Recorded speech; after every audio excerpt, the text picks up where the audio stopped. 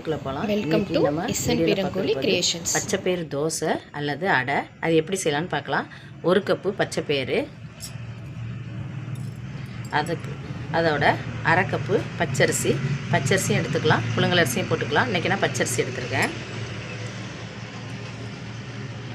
1 spoon வெந்தயம். இது எல்லாத்தையும் ஒன்றா போட்டு வாட்டர் ஆட் பண்ணி 2 மணி நேரம் ஊற வச்சு எடுத்துக்கலாம்.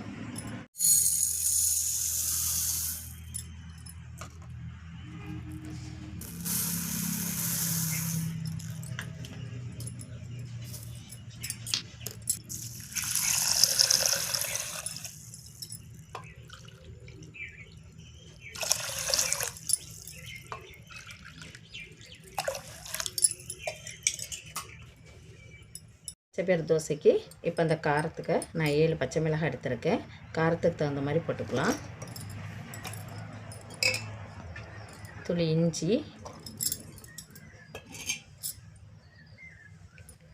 ஜீரகம் 1 ஸ்பூனு,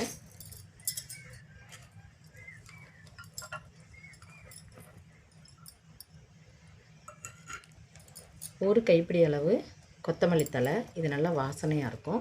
இதை ஃபஸ்ட்டு நல்லா கொரகொரப்பாக அரைச்சின்னு வந்துட்டு அப்புறம் ஊற வச்சுருக்க பயரையும் பச்சரிசியும் இதோட சேர்த்து அரைச்சிக்கலாம்.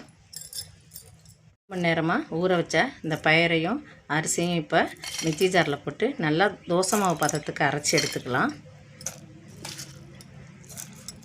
இந்த மாவு புளிக்க வைக்க வேண்டியதில்லை, இது இன்ஸ்டன்ட் தோசை தான், உடனே தோசை வாத்துக்கலாம். பச்சைப்பயிறு தோசைக்கு மாவு நல்லா அரைச்சி எடுத்தாச்சு. இப்போ தோசை வாத்து எடுத்துக்கலாம். தோசை வாத்து எடுத்துக்கலாம்.